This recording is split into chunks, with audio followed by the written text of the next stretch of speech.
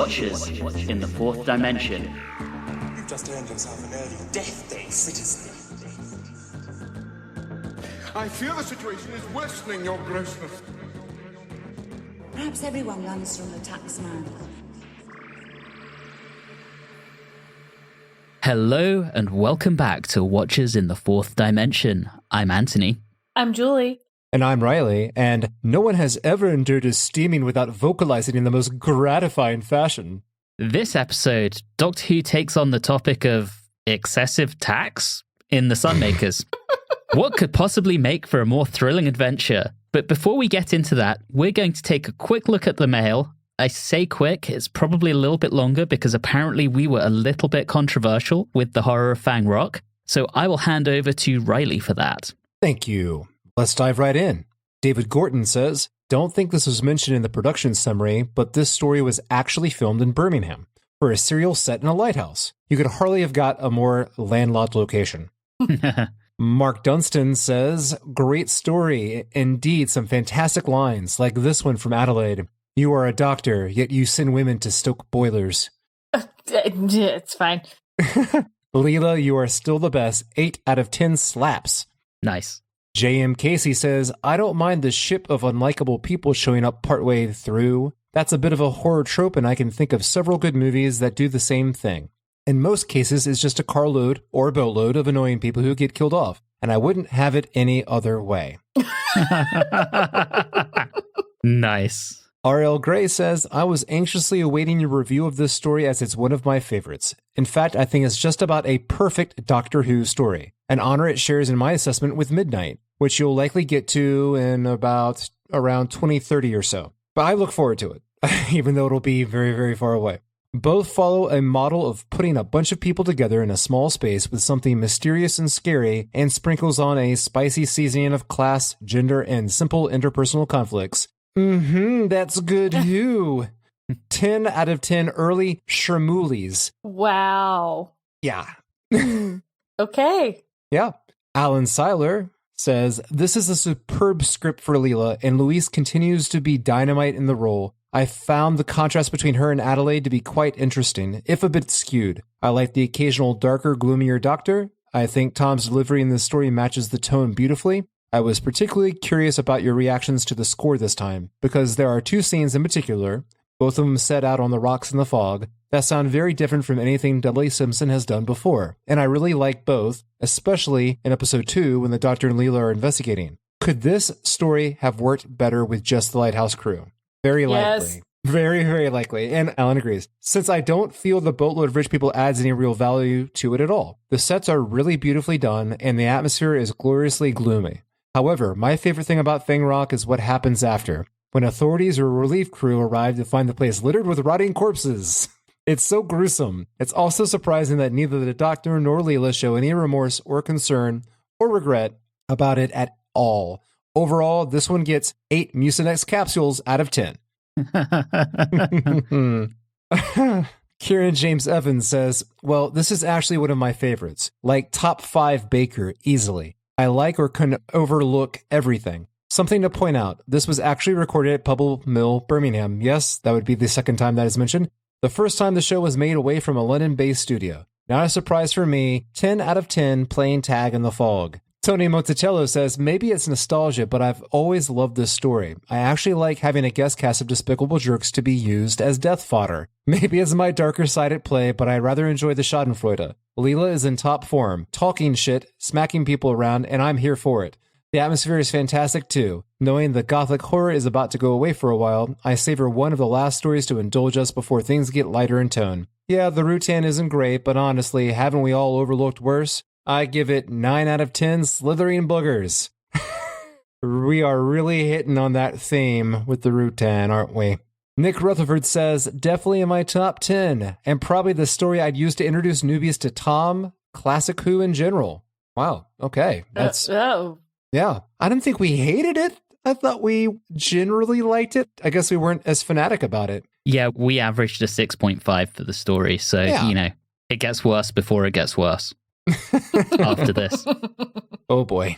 Austin Patterson says, oh my god, now I'm 0 for 2 with you guys liking my top 5 stories so far. I love Fang Rock. It became my second favorite Who story after my color classic Who watch through. The gothic Edwardian setting is perfectly realized, and the horror aspect is perfect, to the point where at the end the lighthouse is littered with bodies. The story is almost like an Edgar Allan Poe novel, the way the lighthouse workers are killed just for doing their job, and the yacht people are all killed for their sins, exploiting people, fear, and greed respectively. I disagree with Reilly, yet agree with Julie. Okay, well, we don't need to read the rest of this. All right, we move on to the next one. Keep going. I think, honestly, they should have cut out all music and just had that eerie foghorn as the soundscape. None for me, thank you. The only reason this gets points off for me is the special effects. For me, this story gets 9.5 out of 10 kinky max headroom hijackings. Because, Anthony, I can't believe you didn't talk about that story. Well, Anthony, is that something that can be put out in public? Oh, yes. So 1987, I think it was November, which incidentally was when I was born. A local PBS station, I think it was out of Chicago, experienced a hijacking during an airing of Horror of Fang Rock. And it was a Max Headroom impersonator, and this was like, I don't know, 11:30 at night or something. And it's out there on YouTube. It's really disturbing, really weird. And he rambles a ton of nonsense, a lot of it fairly crude. And then the image fades into static and then returns back to Doctor Who. They have never caught who did it. Wow. Yeah, it's bonkers. As I said, it's out there on YouTube. Go and check it out. It is one of the weirdest things I've ever seen.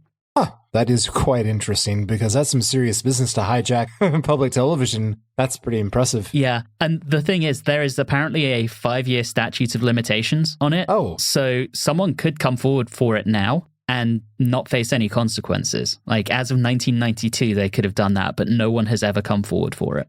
Wow. It'll come out in their obituary. Yeah, on their way out. Anyway, the Whovian gal says, this is one of the only times I've strongly disagreed with you. Other than, oddly enough, the episode I recorded with you. I adored the story.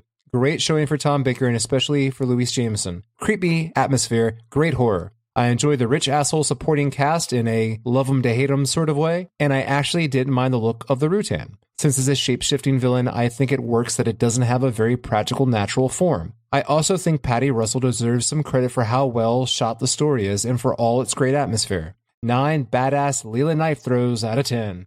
I'm starting to see a pattern here that people really enjoy stories where there's a bunch of dead bodies laying around at the end. yeah, for sure. David Patty says, I think I'm with you on this one. The positives are the atmosphere, Ruben, and Leela. The downsides are the posh characters and especially the Rutan.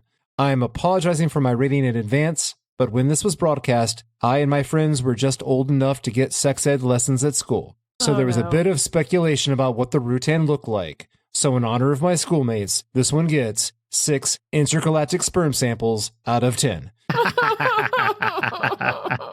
We went there. Yes, we did.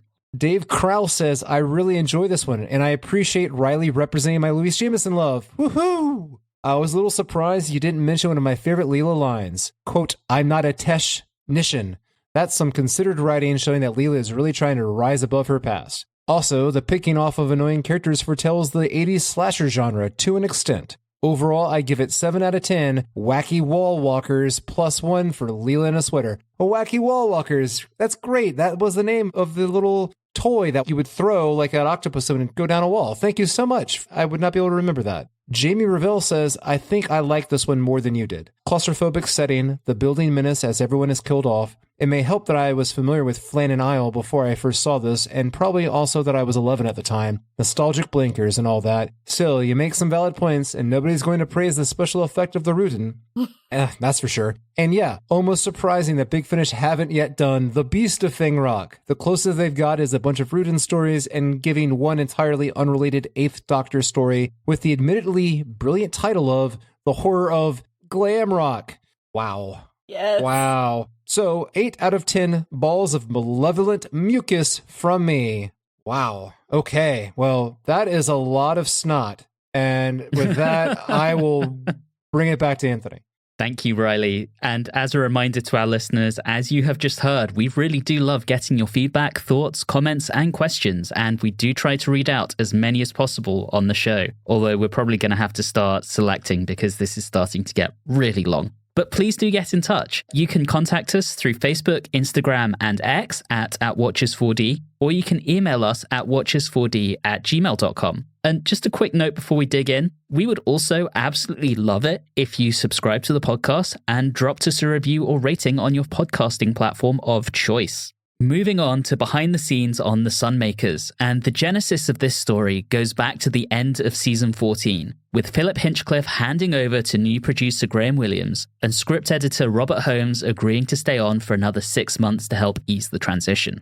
During his tenure as script editor, Holmes had rewritten The Ark in Space, Pyramids of Mars, and The Brain of Morbius when each of those scripts ran into difficulty. The talons of Wang Chiang had come from a situation where a previous script fell through, and he had to write something quickly to replace it. Only The Deadly Assassin had been Holmes's creation from start to finish. As he was preparing to leave the show, he apparently cited Terrence Dicks's so-called tradition that an outgoing script editor would write the first serial of his successor's tenure. This allowed him time to write a new serial at his own pace for the first time in a long time. He came up with a narrative that would transpose the moors of colonial Britain onto a science fiction setting, taking influence from Adrian Berry's The Iron Sun, which introduced the idea of man-made suns. His official commission for The Sunmakers came through on May the 30th, 1977. Aware of the difficulties that existed between Tom Baker and Louise Jameson, Holmes structured his serial to keep the Doctor and Leela apart as much as possible. And with the decision to add K9 as a regular character, Holmes quickly worked to integrate him into the scripts. Holmes pivoted his scripts a little bit when he ran into some difficulties in his personal life, as he became embroiled in a dispute with the Inland Revenue, which is the UK's tax department, over levies that were being applied to his income as a freelance writer. He saw the opportunity to use the Sunmakers to satirize the Inland Revenue and taxation in general. Thus, he placed plenty of satire in his scripts, identifying his chief villains as a collector, who was a member of a race called the Usurers, and a gatherer. He also named various corridors after UK tax forms, for example, P45, and named the company's enforcers as the Inner Retinue, which sounds kind of close to Inland Revenue. He chose Pluto as the story's setting, relating to the Greek prefix of Pluto, as in plutocracy or plutocrat, referring to wealth. Assigned director Pennant Roberts loved Holmes's new approach to the serial, who suggested further satirical elements. Roberts also encouraged the inclusion of more female characters, deciding to make Marn a woman. Marn was originally scripted as a male character, and he removed a male member of the others and gave his dialogue to Veet. Williams, on the other hand, was a lot more wary of the scripts, worrying that they might be accused of leftist indoctrination, and he particularly disliked the name of the Usurers. Holmes reluctantly changed their name to the Saurians before a compromise was reached with Usurians. Still think it sounds pretty close to Usurers, but you know. Speaking of the remainder of our behind-the-scenes team, I've already mentioned director Pennant Roberts, who, of course, is not new to Who with this story. We previously saw his work in The Face of Evil, where he appeared to have a much larger budget. And before we talk about any of the rest of the serial's behind-the-scenes team, we have a new script editor, Anthony Reed, who had previously worked as a writer, a script editor, and a producer on other shows, working on things as varied as The Lotus Eaters, Mogul, Sherlock Holmes, and of course, the one and only Z-Cars. Oh, yes. Yay! After he's done with Doctor Who, he'll go on to write for The Omega Factor, Sapphire and Steel, and Chucky. Not Chucky, Chucky. Different thing. So anyway, Doctor Who will apparently give him some serious sci-fi cred. Quite how much work he did on this story, however, is unknown, but I would ask you the question, would you dare to try to edit Robert Holmes's work?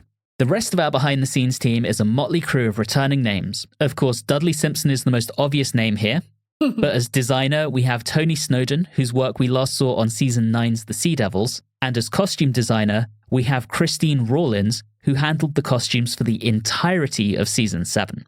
With our behind-the-scenes team in place, I want to give a brief mention to a few things that went wrong during filming. Firstly, the rooftop filming for Megropolis 1 was disrupted by mist, meaning they had to schedule around that clearing. When the consume card showed up, it looked a little bit too much like an oversized Barclay card, which led Graham Williams to be concerned about potential accusations of product placement, and so had coloured tape added to disguise it. At one point, Louise Jameson was left in a straitjacket when the rest of the cast and crew went on break. They kind of forgot to let her out. And visual effects designer Mitch Mitchell was so disappointed with the rushed recording of The Collector's liquidation and its resulting outcome that he quit the BBC to work as a freelancer. Yeah. Anyway, the final serial was broadcast between November the 26th and December the 17th, 1977. Following this, the show went on a 2-week mid-season break over the Christmas holidays, returning just before the new year. And that brings us to the end of Behind the Scenes, takes us into our short summary, which is with Julie this episode. Over to you, Julie. Was there ever a story as obvious in its intentions of calling out unjust institutions? Immediately a slap in the face when our introduction to the society is someone being congratulated on the death of their father.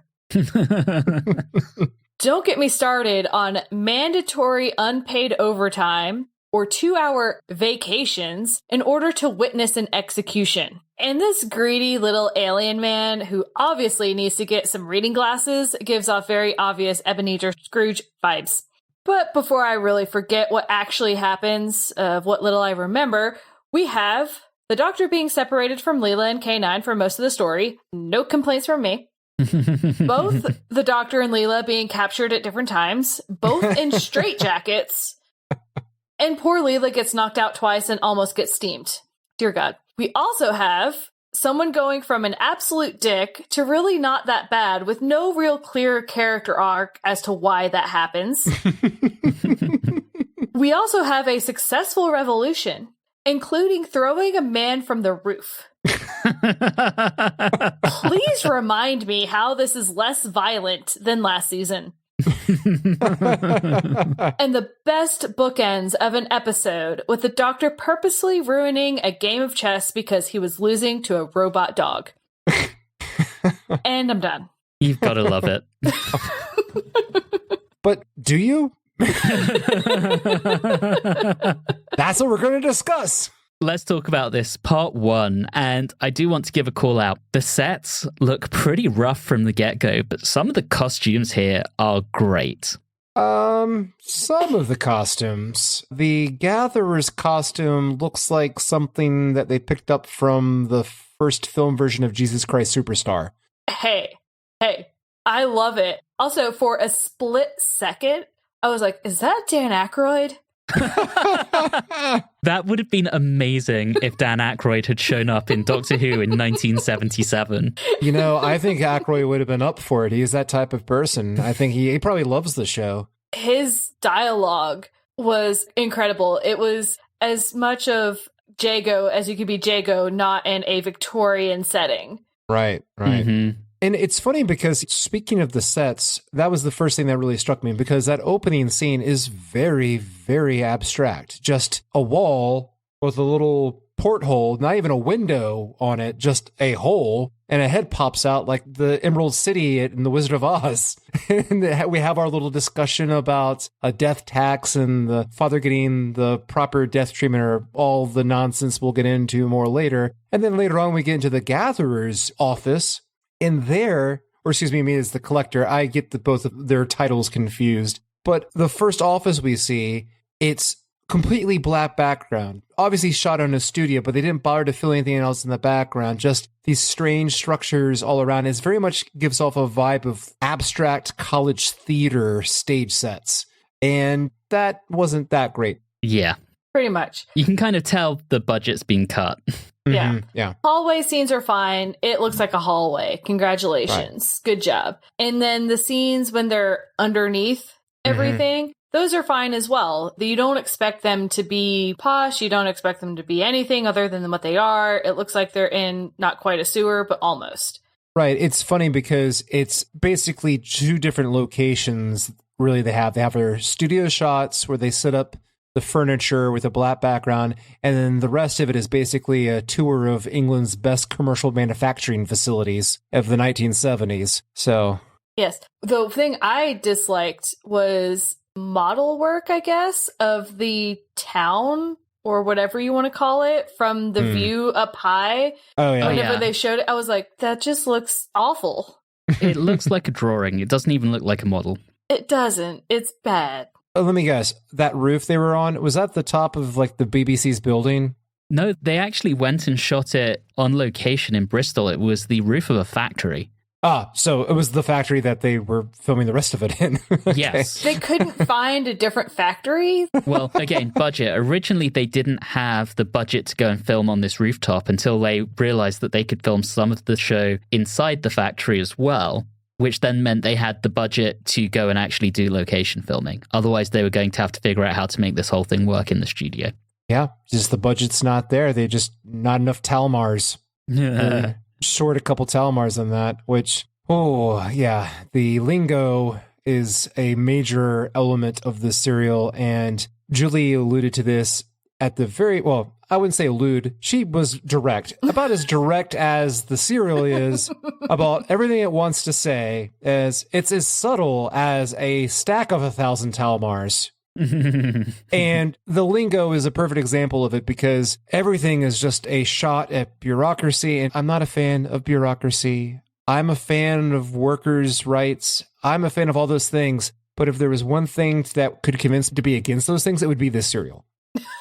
Wow. It's just too tongue-in-cheek at times, and then other times it's just no skill involved in regards to like what they're trying to say. I think I understand you. I prefer when Doctor Who is a little bit more subtle in the things it's trying to teach you. Right. And it's in Classic Who and in New Who when it goes too far of just being like, hey, look, I hate X and you should hate X too. Right. And this is why I think this was probably Chibnall's favorite Classic Who serial. Here's the thing, though. We all know Robert Holmes is capable of subtlety when he wants to. Yes. But equally, he's the same man who wrote The Crotons, which I think was the last time we actually saw a fully fledged revolution on screen. So he's also very capable of just being a hammer. And he's pissed here. And so he takes the sledgehammer approach. There's not any delicate carving. It's I'm going to smash this fucking thing to the ground.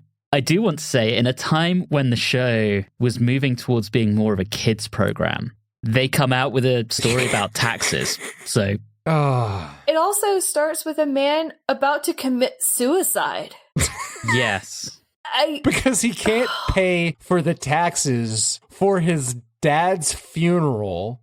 And then on top of funeral, that, oh, right. The death. Just the death. Taxes. Right. And then on top of that, the solution that was proposed to him was he was to be, as a gift, granted the opportunity to work more. And apparently he's already doing double shifts and he only has 2 hours to sleep.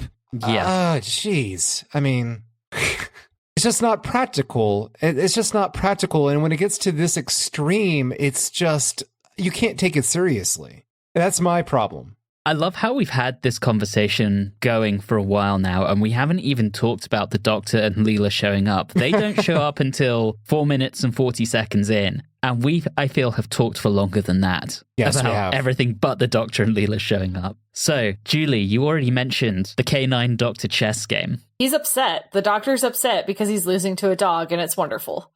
Yeah, and as a result, he's very rude to Leela and tells her to shut up. Yeah, because the Doctor's a dick. We all know this. In all fairness, when that happened after the 4 minutes where I saw where things were going, I was like, oh, don't give me a fourth Doctor like this for this serial. But actually, he does turn it around. It's only in that first scene. He actually is pleasant and cheerful throughout. He isn't just going to be snippy at everyone and grumpy. I love that Leela's back in her original costume. Now, from a production perspective, this story was made before Fendal, so the new costume hadn't been made yet, but it was recorded afterwards, so it looks like she's back in the costume I much prefer, because I was not a fan of that costume in Fendal. And that's strange because Fendal is a story where the plot is so convoluted and confusing and just filled with details and dense, while this one is as plain as a piece of paper. That's a hell of a whiplash.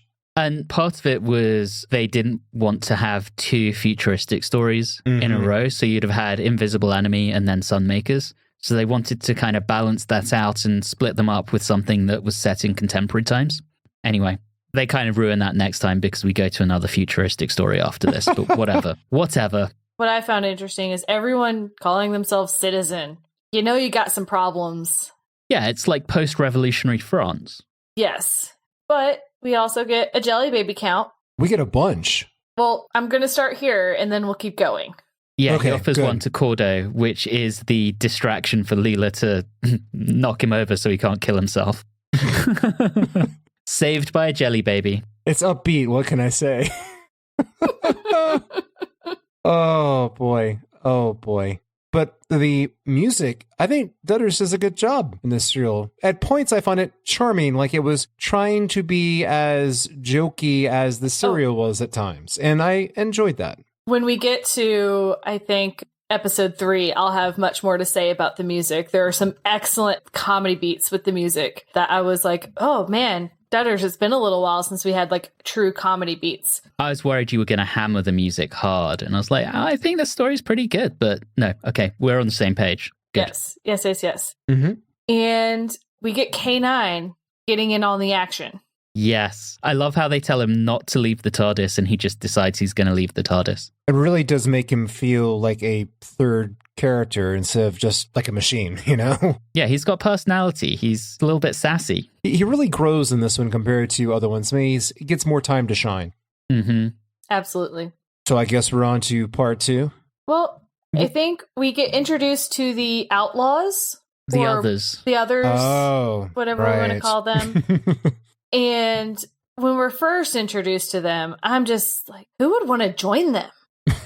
They're all terrible people and mean and awful and just want to kill everyone. Not good. If you want people to join you, you have to have some semblance of something for them to be for. So here's the thing. The rebels, their costumes look like they're from Blake 7. The sets look like they're from Blake 7. Gudry from the others is played by Michael Keating, who was the only series regular who appeared in all 52 episodes of Blake 7. This was released very shortly before Blake 7 premiered, if not concurrently, and it's all just looking a bit Blake 7-y. I guess that's the 1977 BBC sci-fi aesthetic. Well, have I now seen Blake 7? Do I even have to watch it now? It's not too far off. Drugged population suffers under an oppressive regime and some rebels rise up to try and destroy it. That's Blake 7. I hope they're not quite this mean. But hey, in this episode, we've been introduced to 2 women. Yes. On both sides of the equation, you got Mon and Veet. It's amazing. Yeah. And I know I mentioned it in the behind the scenes. I really love how Mon was written for a male actor. And the director said, nah, I'm just going to cast a woman. Brilliant. When you think Robert Holmes is the writer whose excuse for not having female characters was that he didn't know how to write for women, I think Mon and then Veet to an extent, given that a bunch of her lines were written for a male character, maybe examples of how about you just write a person and not worry about gender. It's like the Alien script. Yeah. It's the same thing, except what was funny about the Alien script is they didn't put first names on there originally on the script. I believe it was just their last names. Brilliant. Yeah. Brilliant. So Pennant Roberts, +1 on that. Good job, man. And so the doctor makes a deal with the others. Not really a deal. They just hold Leela hostage and tell him to go do a thing. And the doctor gets gassed. And Cordo runs away. Haidt has been watching the Doctor, and Haidt comes up with a bunch of different crackpot theories across this entire story as to who the Doctor is and what he is trying to do. At this point, he comes to the conclusion that the Doctor is clearly an arms smuggler. I'm not quite sure where he gets that from, but okay, bro. Anyway. Everything is fine. Cliffhanger, part 2. Let's keep going. Can we talk about the Collector now? Yes, I have some thoughts on this, but Reilly, after you. Yeah. I have some thoughts on this. First off, wow, that is a character choice. And I know not everyone will get this, but I didn't realize that Daniel Levy was in Doctor Who.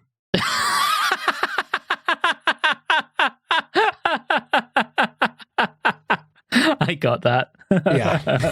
But in all fairness, once again, this goes into the issue that I have with this serial. As subtle as a ton of bricks, the decision to have that type of voice, it's just, it's annoying. It's just really aggravating. And on top of that, there's a couple jokes in the first part, such as things like the doctor saying paying taxes is more painful than ritual sacrifice, and Leela saying that everyone runs from the tax man. It's just like, okay, I'm sorry you had to pay too much taxes this year, okay? Do we have to like make it all into a Doctor Who story? Could we have made anything else about this? It's a very tired subject, in my opinion. I had a thought on this, and maybe I'm taking this in directions that it's not intended, but does anyone else think that maybe the Collector is kind of an anti-Semitic trope?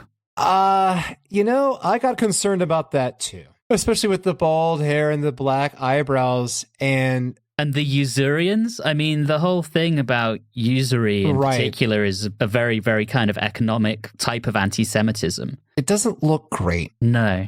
And then at the end, he turns out to be like a fungus. And again, it's kind of feeding into things like the protocols of the Learned Elders of Zion, which was exactly a hoax anyway. But yeah, I was feeling deeply uncomfortable around this, and that's not something I have seen a lot of dialogue about with this story. That's surprising. That's very surprising, because you're right, it does feed into that conspiracy theory, because here's this one person who's not of the same species or as everybody else, and he's running the show and pitting people against people and pulling strings.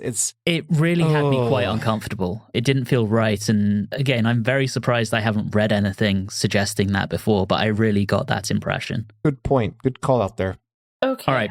Yeah, well, anyway, past anti-Semitism. Yeah. Julie's like, and moving on. Moving on. It's not like I disagree with all of you, but it's just, again, uncomfortable. Let's talk about this correction center. I was expecting something different, I think, from the correction center until it came up. But what was that sound that the doctor made when he got himself up? It really sounded like a donkey or something. It was, okay. But the whole straitjacket thing, oh boy. You're going to hear me say this a lot. The correction center looks very Blake 7. God. It really does. You can tell they were being made at the same time, but yeah, it's a weird place. And the other guy was in there for curiosity. Bisham, I love Bisham. Bisham for taking drugs when he was telling his story to the doctor, and he said, I was taking pentacyclinic methylhydrane. I was waiting for him to follow that beat with, crystal meth. But he didn't say that. That would have been great. But also, I don't think crystal meth even existed back in 1977. But anyway, beyond that, yeah, he had curiosity to do drugs. And then I thought for certain we weren't going to see the rest of him, but I was actually quite pleased for him to continue. Yeah, I liked him. He's fun. He also had a very much of a gallows humor kind of thing going on with the doctor, which was enjoyable. And sometimes the humor does work for me in a situation like that, when we're dealing with characters, not when we're trying to find allusions to modern day issues like, oh no, the Inner Revenue Service is going to get me. Oh God. Boy. Anyway, I want to talk about Leela. Oh, please. I love her in this part right here. Because she's, firstly, willing to take on the whole of Mandrel's gang when they decide they're going to kill her. Secondly, when they find out the doctor has been taken off, she is the only one initially who's willing to go until Cordo goes and, Oh, yes. He's simping for Leela, obviously, but let's be honest, who wouldn't? Yeah. I've seen some of the other women who were available. I would go for Leela, too. And the comment in part 2, they refer to Leela as a half-grown girl. Well, I can state for a fact that she is not a half-grown girl. She is a full-grown lady. And that is going to be my only leering comment I will make about it. This story. I believe I get one per serial. Is that right, Anthony? I think so. Yeah, I mean, if you're being good, I might give you 2 at the end of the season, maybe for a 6-parter. Well, all joking aside, when that threat was made, when the doctor was to leave, you need to be back here or we'll kill her, I'm like, that's not an issue. She can take them all on. No problem. I love K9 when he does something right and they have him wag his little tail. He's a good boy who just wants to be involved. It's amazing. I love him so much. And yes, he's very good at shooting people in the dick. He'll claim just it's his height and the angle, but no, he wanted It's those men to deliberate. suffer. Yes.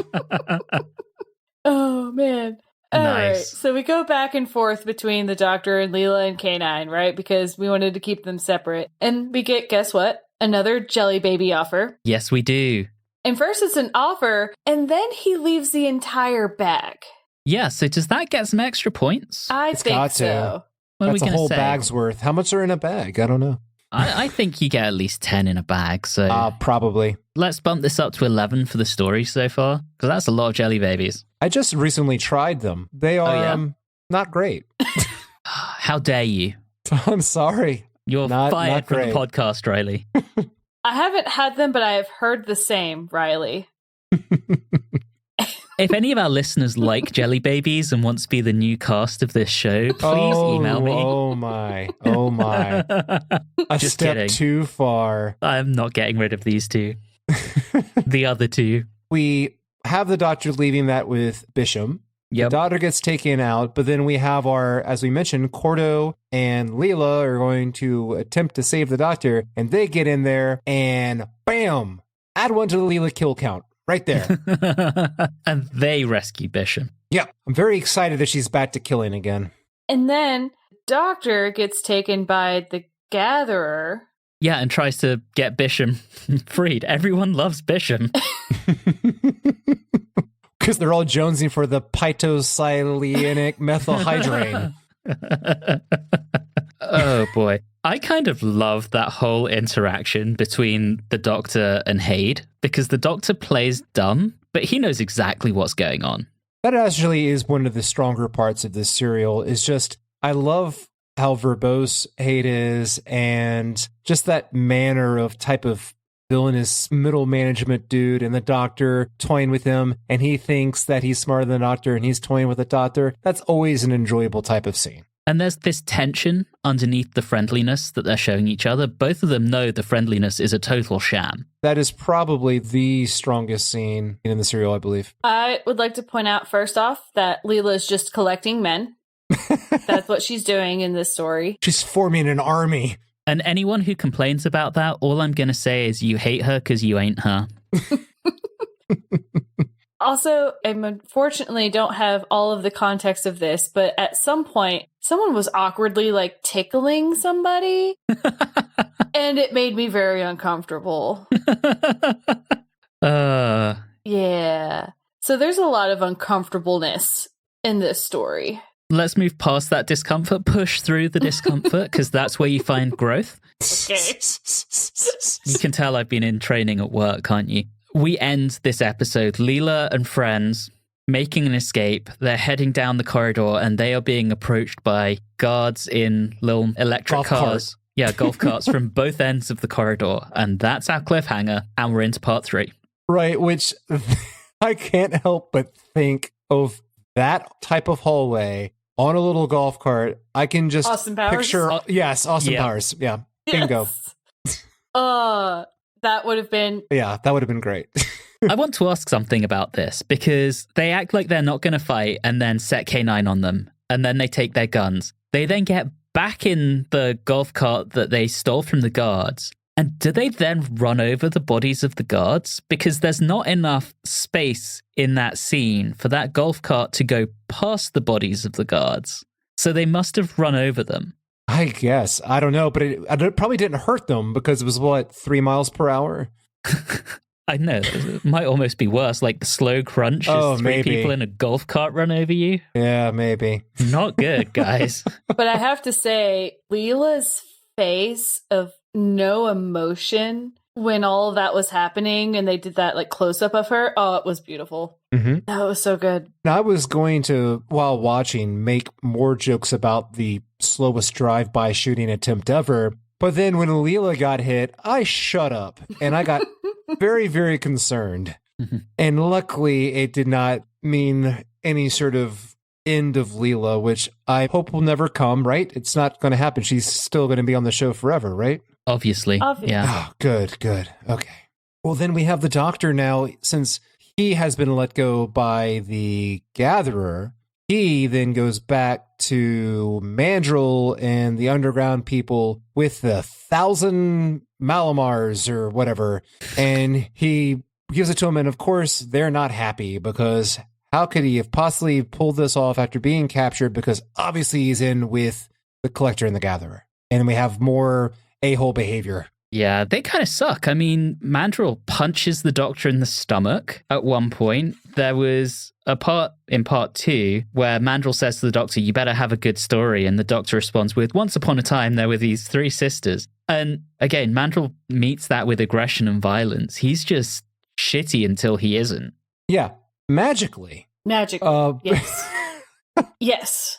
But before we get into that, which is in this part, in part 3, I wanted to point out what was a just out of context, so funny to me, was Veet's line when the Doctor is approached by Mandrill being interrogated with a red-hot poker, and the Doctor says, yes, that sort of subtle approach is always more effective than crude violence. Veet, then there's this cut, and Veet just gives this line. It's so funny to me. She just says, oh, he's very cool. I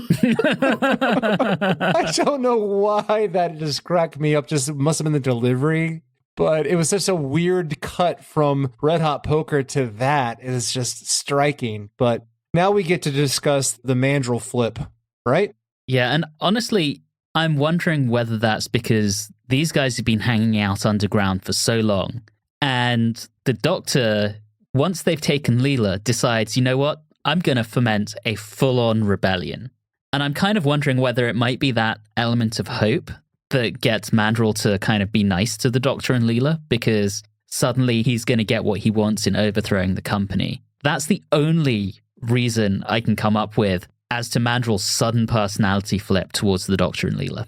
Speaking of the Doctor fomenting rebellion, we haven't seen that since the Troughton era, and I'm here for it. I was just sitting here like, where's Vicki? Yes. That's who I want. Where's Jamie? I mean, inciting rebellion is very Jamie era as well. I want to see Vicki and Jamie dropping in from a helicopter on ropes like a SWAT team or something. Yes. Just boom. Oh, it'd be so good. Oh, it'd be amazing. Have Vicki and Jamie ever met up in some big finish? Probably. Okay, thanks. That's what I'll be looking for. Okay, now that I have that stuck in my head, I kind of want to talk about Leela for a second. Yes, please. So now we have Leela in the correction facility place. And first off, they were saying some very weird things, and one of them was maximize her Medicare.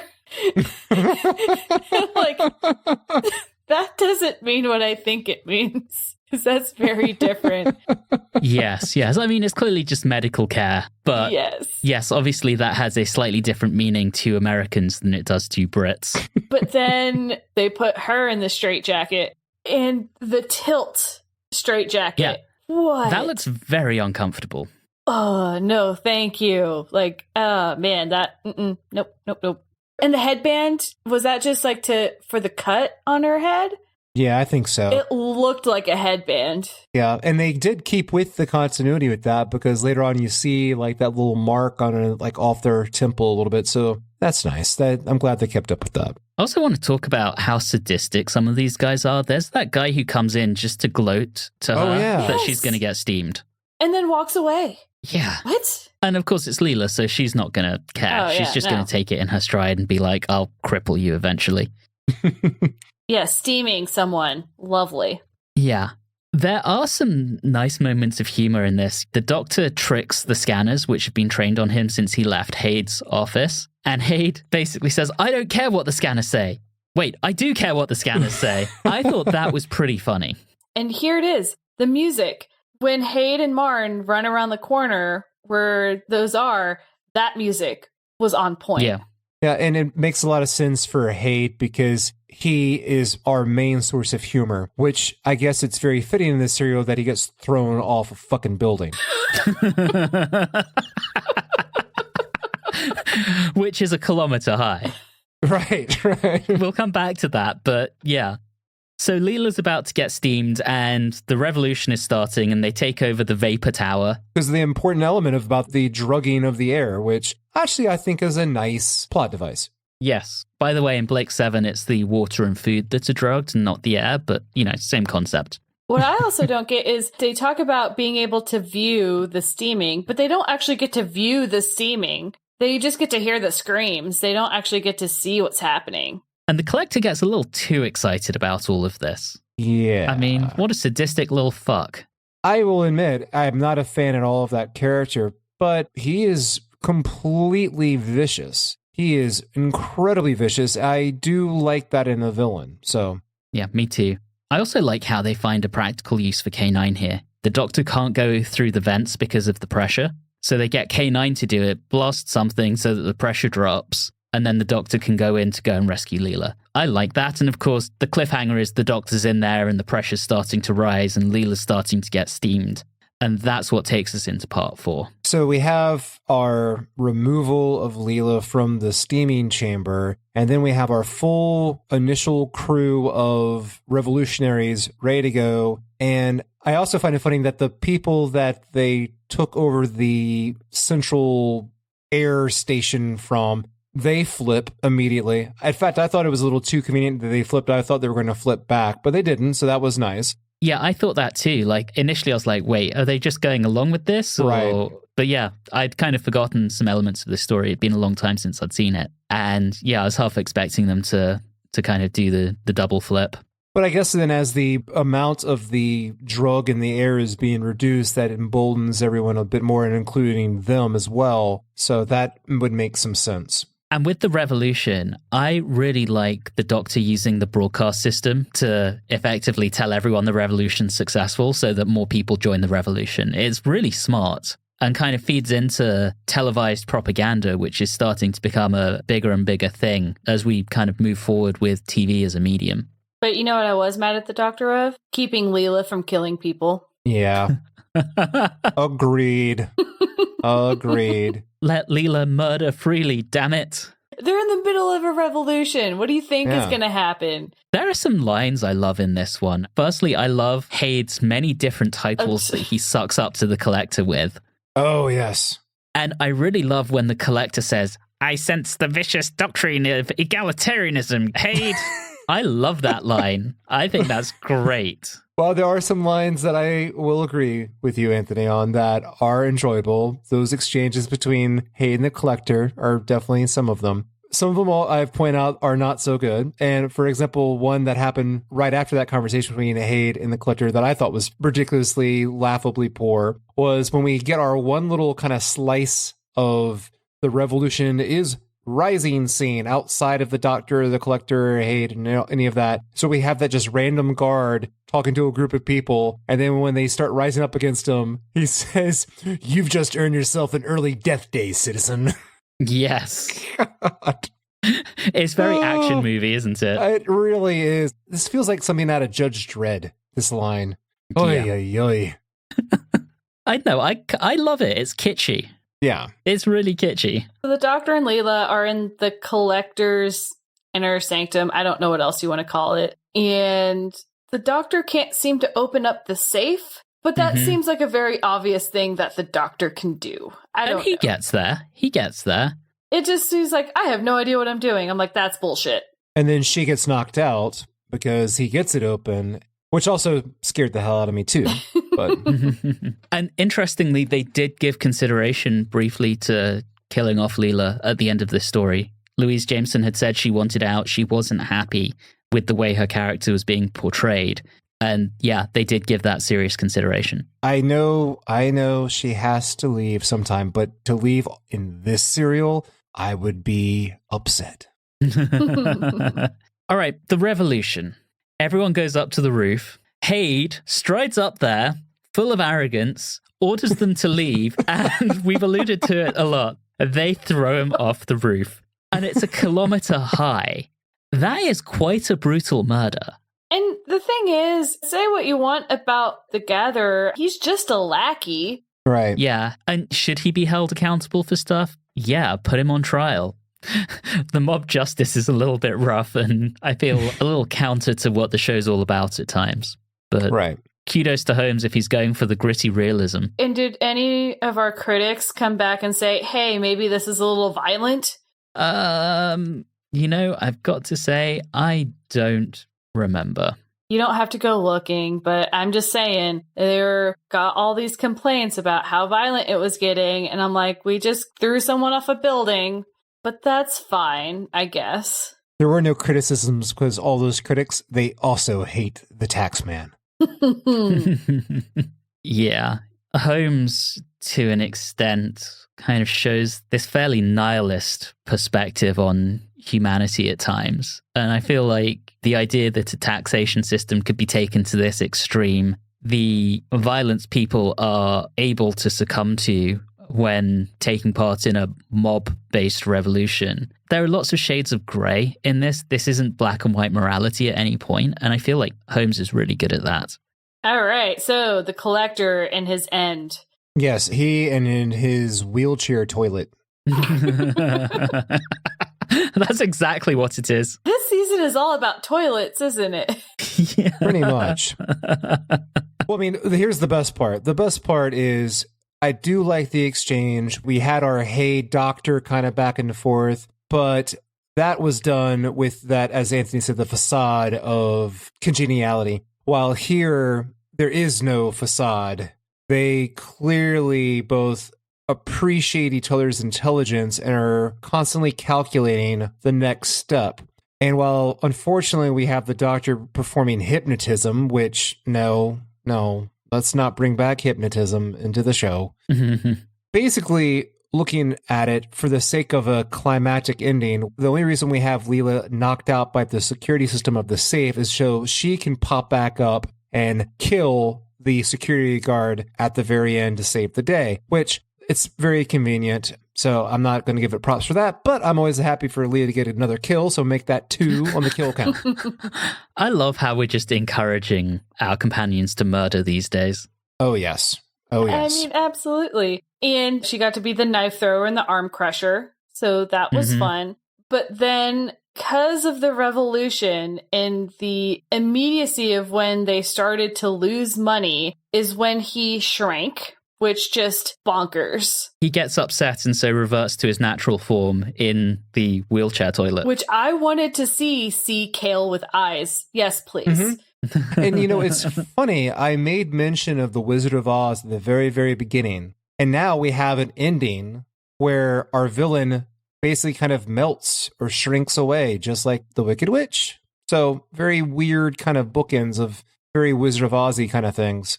Another weird thing is we actually say farewell to the people. We do. And then the doctor tells them all to go home. Go the fuck home. Come on, I feel like someone needs to step into the void and show some leadership in the wake of this revolution. Otherwise, you're just going to end up with a power vacuum and some other horrible dictator will step up. I figure Mandrill was probably going to be the leader. That doesn't sound too promising. Bisham for president. Marn, maybe, but I don't know what would be the worst scenario, having any of those which you've already mentioned happen, or they come back and it's just a pentocyanic methylhydrate den and everyone's just stoned all the time. You just like saying that. I do. I looked it up. It doesn't exist. Do I sense disappointment in your voice? Yes, a little bit. So we're back in the TARDIS, back to playing chess with K9, and the Doctor deliberately jolts the TARDIS to disrupt the game that he's losing. I love K9's little whine of frustration at the end, before the credits roll. That is adorable, and I cannot let this pass once again, because I will never allow any opportunity to reference this. That is very similar to John Carpenter's The Thing at the very beginning. oh my god. MacReady, who my cat is named after, while playing chess against a computer, sees that he's losing and then pours his whiskey into the computer to short circuit it because he was upset that he was about to lose. Anyway. Well, yes. You'll always find a way to reference The Thing. Always. Before we rate this one, I feel like Haid deserves some camp count points. Absolutely. How many? I offer 3. Yeah, I can go with that. Acceptable. All right, we're at 3. No instances of I'll explain later, no query, and 11 jelly babies as a guesstimate. Make it an even dozen. Yeah. Even dozen. All right, we're really moving forward on the camp count. By making that a dozen, we have now had as many jelly babies in one story as we had in the show to date by the end of season 14. Yes. I believe it. Let's go ahead and rate this one. And Reilly, you have the privilege of going first this episode. Wow. Well, if my feelings about this serial weren't already made clear, I really hated this one.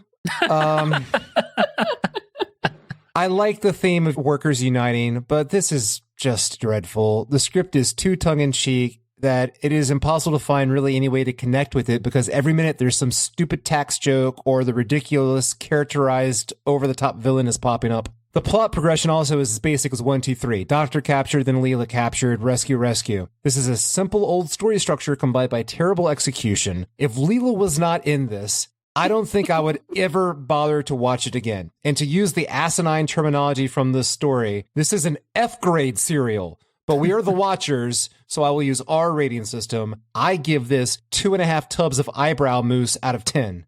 Wow.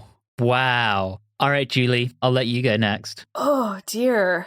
I don't hate it as much as Reilly does, apparently. Yes, there's a lot bad. We've discussed a lot of the bad, but there's a little bit of charm that I enjoy.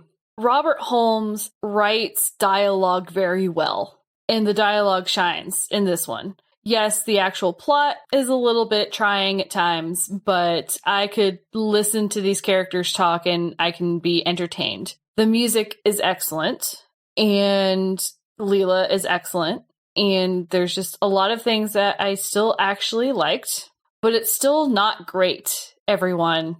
Just FYI. So I'm going to give this 4 interrupted chess games out of 10.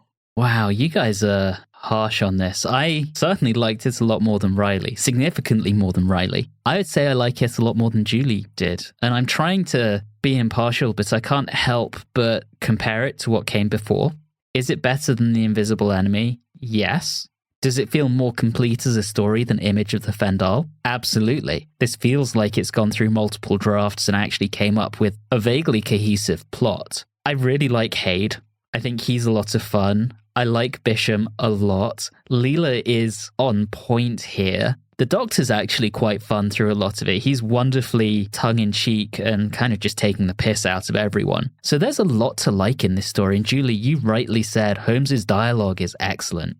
The negative, yes, this one was kind of made on the cheap. I feel like there is probably a lot of tax-related stuff that went over a lot of the kids' heads. And I can see why, as adults, we have to deal with taxes every year. So I can see why that might not appeal. But I can't quite bring myself to hate this as much as you do, Reilly. And yeah, I think I enjoyed this a lot more than Julie. I'm going to have to go with 6.5 drugged air supplies out of 10, which brings us up to a story average of 4.33. Wow, makes it the second highest rated of the season so far on average. We're not doing well this season, guys. Well, after yet another disappointing story for several of us, we have reached the end of the episode. We will be back next episode as we discuss Underworld. No, not the action horror movie franchise about vampires versus werewolves, but the Doctor Who serial based very, very, and I say very loosely, on Greek mythology. Sorry, I didn't want to get anyone's hopes up there. But in the meantime, thank you so very much for listening, and of course, have a good one.